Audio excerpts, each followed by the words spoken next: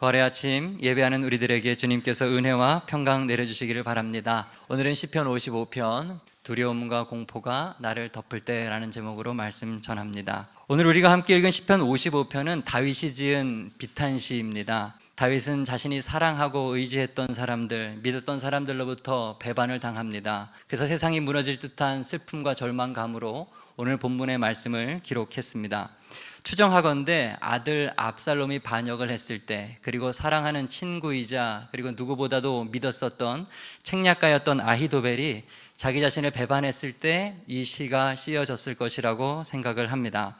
오늘은 다윗의 이 기도를 한 절씩 한 절씩 읽어보면서 의미를 좀 찾아보고자 합니다. 기도하는 마음으로 보시고 다윗의 기도가 아니라 나의 기도라는 마음으로 한 절씩 말씀을 볼 수 있기를 바랍니다.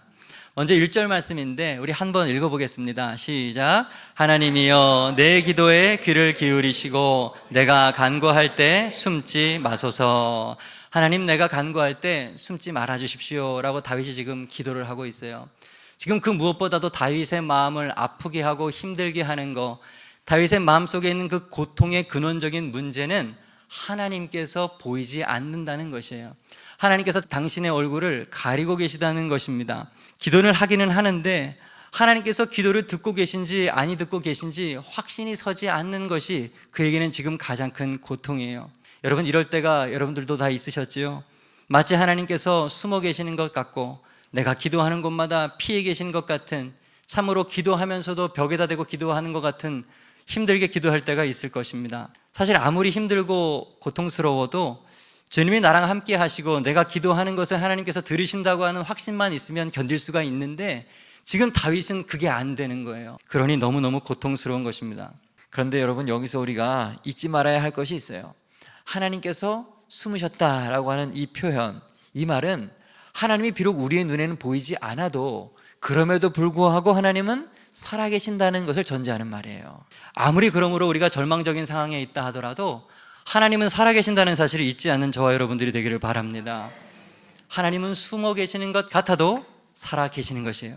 마가복음 4장 35절 이하에 보면 예수님께서 제자들과 함께 데가볼리 지역으로 갈릴리 바다를 건너가시는 이야기가 기록되어 있습니다. 거기에 보면 큰 광풍이 일어나고 큰 물결이, 파도가 배에 부딪혀서 배 안으로 물이 차오는 상황이 있었습니다. 그때 예수님께서는 고물에서 그저 주무시고 계셨죠. 제자들이 두려운 마음에 주님을 막 흔들어 깨웁니다. 주님, 우리가 죽게 된 것을 왜 돌보지 않으십니까? 그런데 여기에도 마찬가지죠. 비록 주님은 주무시는 것 같아도 제자들과 함께 계시다는 사실을 잊지 마시기 바랍니다. 주님이 함께 계시기만 하면 그들은 살아나는 것입니다. 시편 23편 4절, 우리가 잘 아는 말씀이죠. 내가 사망의 음침한 골짜기로 다닐지라도 해를 두려워하지 않을 것은 주께서 나와 함께 하심이라. 주의 지팡이와 막대기가 나를 안위하시나이다. 우리가 삶을 살다 보면 정말로 사망의 음침한 골짜기를 다닐 때가 있습니다. 그런데 그때 분명히 우리는 알아야 합니다. 주님은 우리의 목자가 되셔서 그때도 나와 함께 계십니다. 우리의 상황을 아시고 우리의 두려운 마음도 아십니다. 그런데 그럼에도 불구하고 하나님이 그때 침묵하고 계신다면 그것 또한 하나님의 뜻인 것입니다. 우리는 그것을 기도하면서 발견해낼 수가 있어야 되는 것이죠. 왜 나를 이러한 어둠의 길로 인도하시는가? 왜 나의 기도에 응답하시지 않고 내 마음을 이렇게 메마르게 하시는가? 거기에도 하나님의 온전한 뜻이 있는 것입니다. 오늘 우리가 본 이 다윗의 기도가 그러한 하나님의 숨어있는 뜻을 발견하는 기도였습니다. 어떻게 그 뜻을 발견하는지 우리에게 오늘 시를 보면서 하나씩 좀 발견할 수 있기를 바랍니다. 일단 다윗은 자신이 당하고 있는 고통에 대해서 하나님 앞에 구체적으로 아뢰고 있습니다. 3절 말씀입니다. 이는 원수의 소리와 악인의 압제 때문이라. 그들이 죄악을 내게 더하며 노하여 나를 핍박하나이다.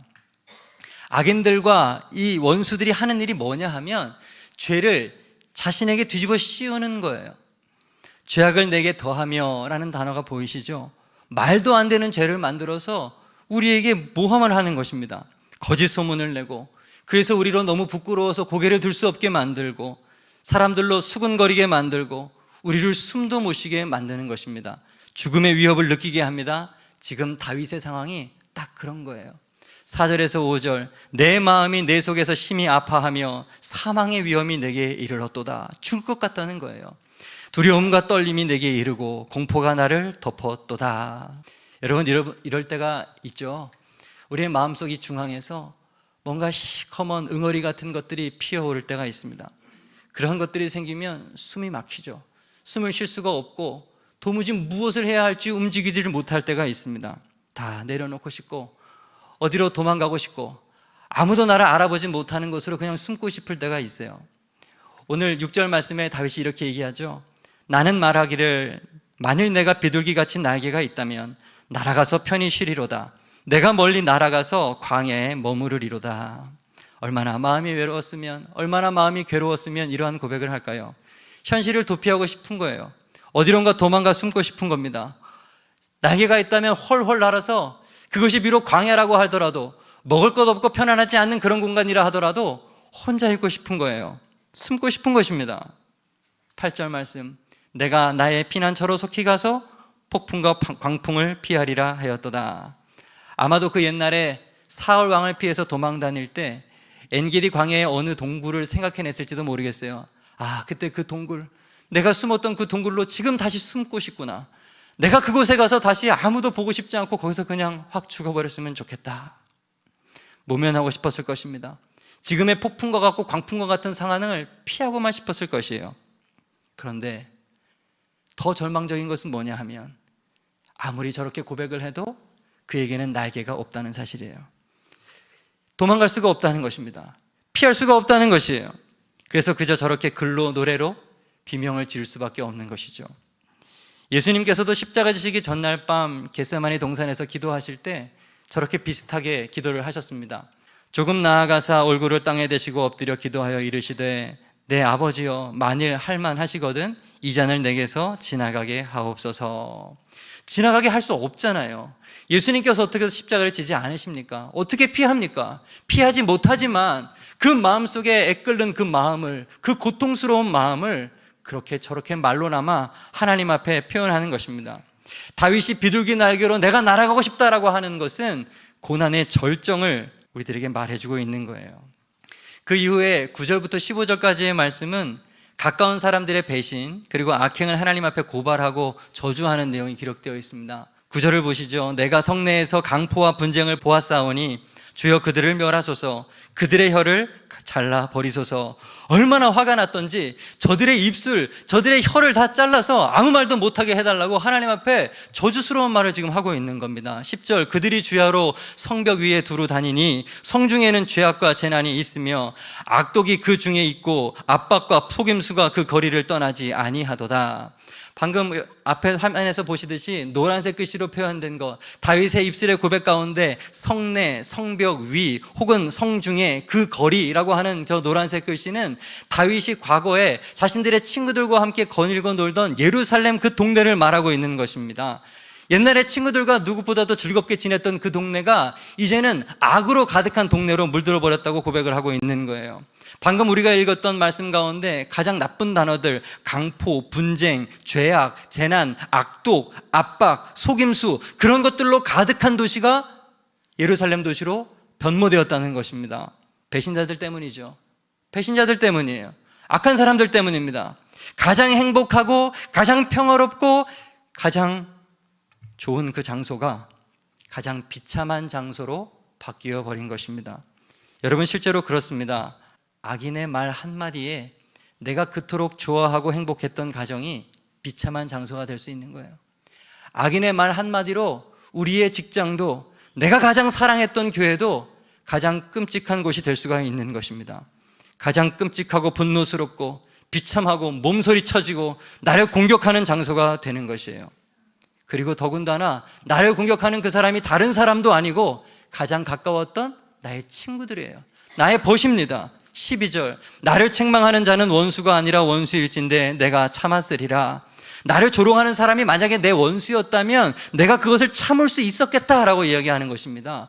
나를 미워하고 내 앞에서 자신을 높이는 그런 사람이 나의 대적이었다면 내가 차라리 그를 피해서 숨었을 거라고 이야기를 하고 있는 거예요. 그런데 그가 누구냐? 13절 곧 너로다. 나의 동료, 나의 친구, 나의 가까운 친으로다. 우리가 같이 재미있게 의논하며 무리와 함께하여 하나님의 집 안에서 다녔도다.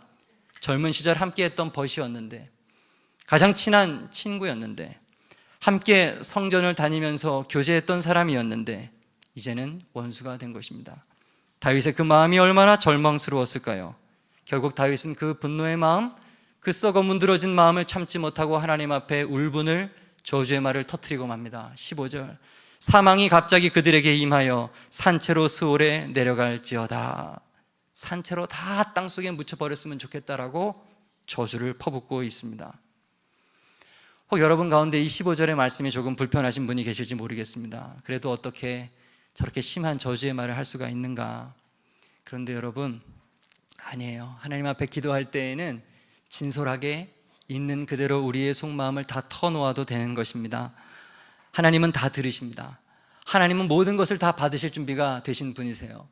히브리서 4장 15절, 우리에게 있는 대제사장은 우리의 연약함을 동정하지 못하시리가 아니요.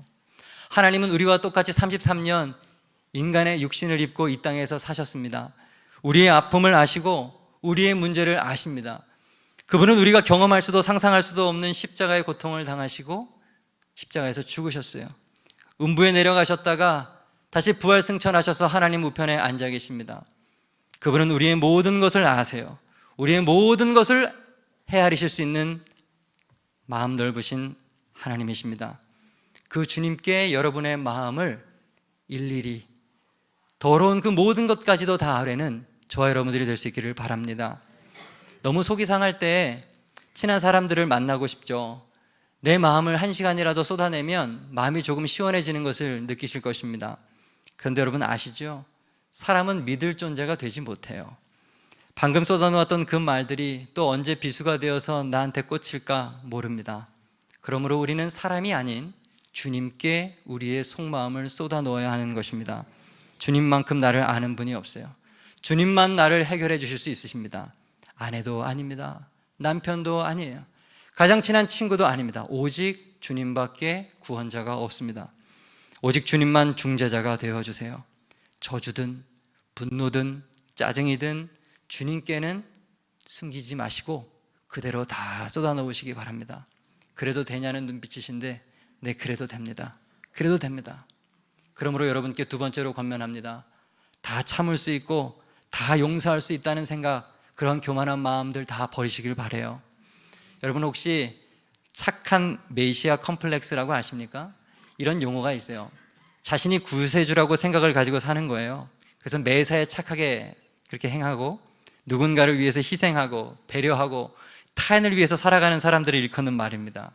언제나 예스맨이고 거절을 하지 못하고 나쁜 말 하지 못하고 속상해도 그냥 다 끌어안을 수 있을 것만 같고 참고 그러는 사람들. 여러분, 우리는 메시아가 될 수 없어요. 우리는 메시아가 필요한 죄인, 연약한 사람들일 뿐입니다. 착한 메시아 컴플렉스에 빠지지 말고 하나님 앞에 여러분 속에 있는 죄악된 마음들을 그대로 쏟아놓으시기를 바랍니다. 오늘 본문의 다윗은 자신의 그 속마음을 오직 주님께만, 오직 하나님께만 있는 그대로 쏟아내고 있습니다. 속상한 마음, 썩어진 마음, 저주의 마음, 미움, 있는 그대로를 내려놓고 있어요. 이렇게 그 마음을 다 쏟아내고 조금 정신을 차리다 보니 다윗의 기도가 조금 바뀌었어요. 16절에 가니까 기도가 이렇게 바뀝니다. 나는 하나님께 부르짖으리니 여호와께서 나를 구원하시리로다. 이제 하나님의 구원을 바라보게 되는 것이에요. 17절, 저녁과 아침과 정오에 내가 근심하여 탄식하리니 여호와께서 내 소리를 들으시리로다. 사랑하는 여러분, 이것이 다윗의 위대함입니다. 다른 방법으로 자신의 고통을 해결하는 것이 아니라 오직 하나님 앞에 엎드림으로써 나의 쓴뿌리가 가득한 이 더러운 마음들을 주님 앞에 쏟아냄으로써 자신의 고통을 해결하는 것, 이것이 다윗의 위대함입니다. 우리의 고통을 잠시 잊게 하는 세상적인 방법들이 참 많이 있죠. 술을 마시거나 담배를 피우거나 세상에 어떤 중독된 게임을 하거나 사람들을 모아다가 험담을 하고 비방을 하거나 복수를 계획하거나. 그러나 여러분, 그런 것으로는 우리의 마음의 고통을 완전히 해결할 수가 없어요. 참 그리스도인은 하나님께 기도함으로써 승부하는 사람입니다. 하나님께 내 마음을 아뢰므로써 주님께서 주시는 은혜로만 그 모든 것을 녹여버리는 사람들인 것이죠. 여기 저녁과 아침과 정오에 기도했다고 했습니다. 하루 종일 하나님께 들으실 때까지 내 모든 속에 있는 것들을 토해낸다는 거죠. 그런데 여러분, 참으로 놀라운 것은 이렇게 기도하면 정말로 하나님께서 응답하시고 그에게 평안을 주시는 순간이 있다는 거예요. 18절 하반절, 그가 내 생명을 구원하사 평안하게 하셨도다. 아멘.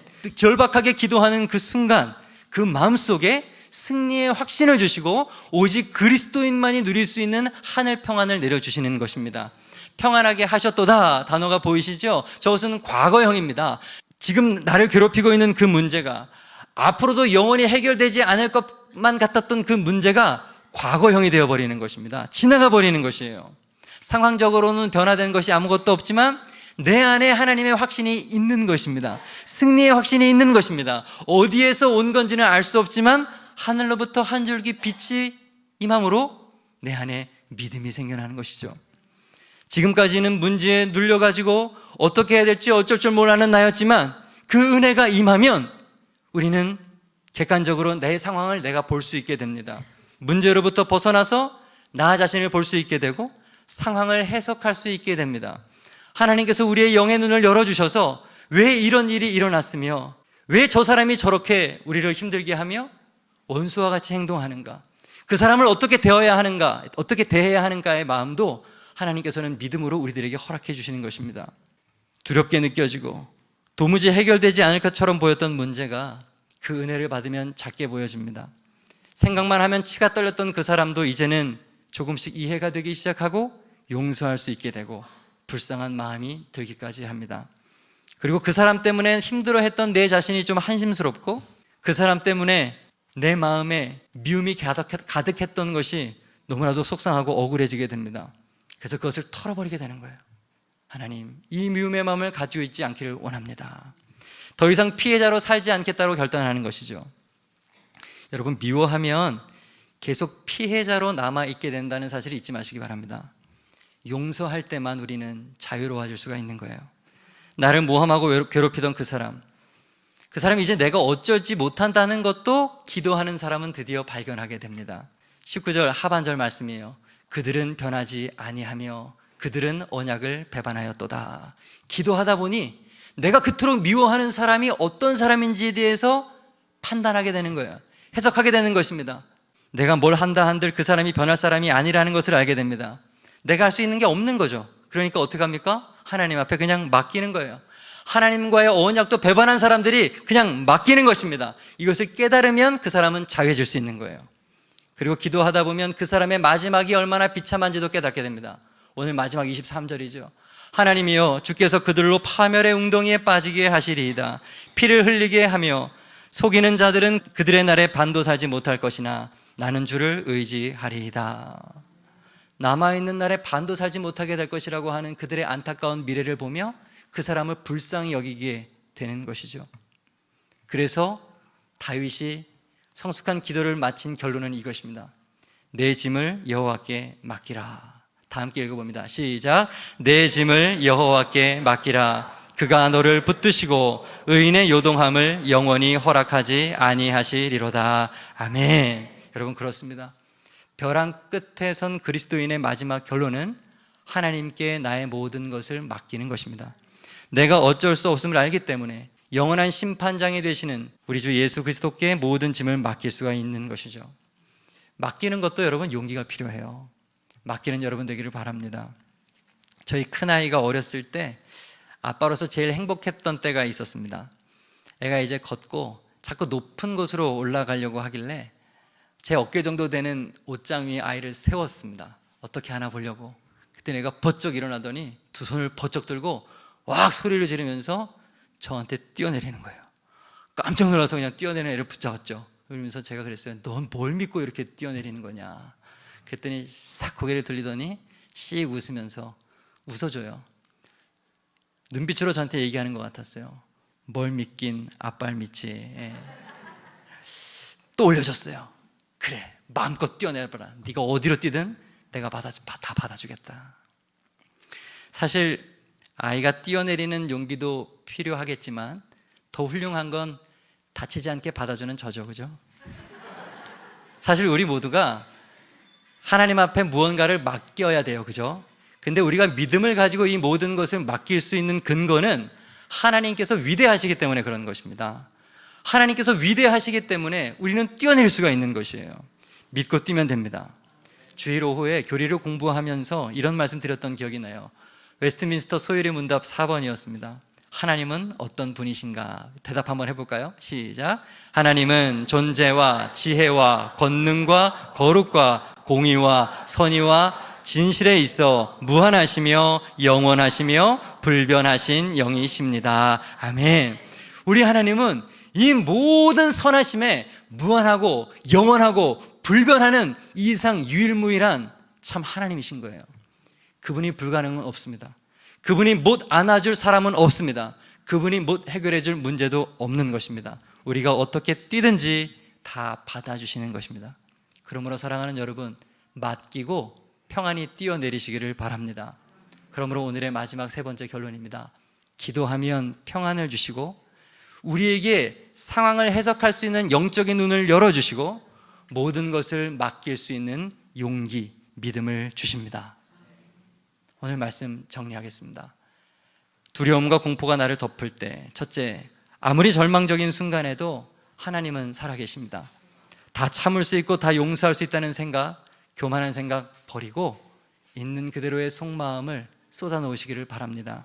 셋째, 기도하면 평안 주시고 상황을 해석할 수 있는 영적인 눈을 열어주시고 모든 것을 맡길 수 있는 용기를 주십니다. 자, 이제 오늘 설교는 끝났습니다. 지금부터가 중요합니다. 설교를 듣고 이론적으로 아는 것으로 끝나지 말고 기도하시기 바랍니다. 다윗처럼 있는 그대로의 여러분의 속마음을 토로하십시오. 다 맡기십시오.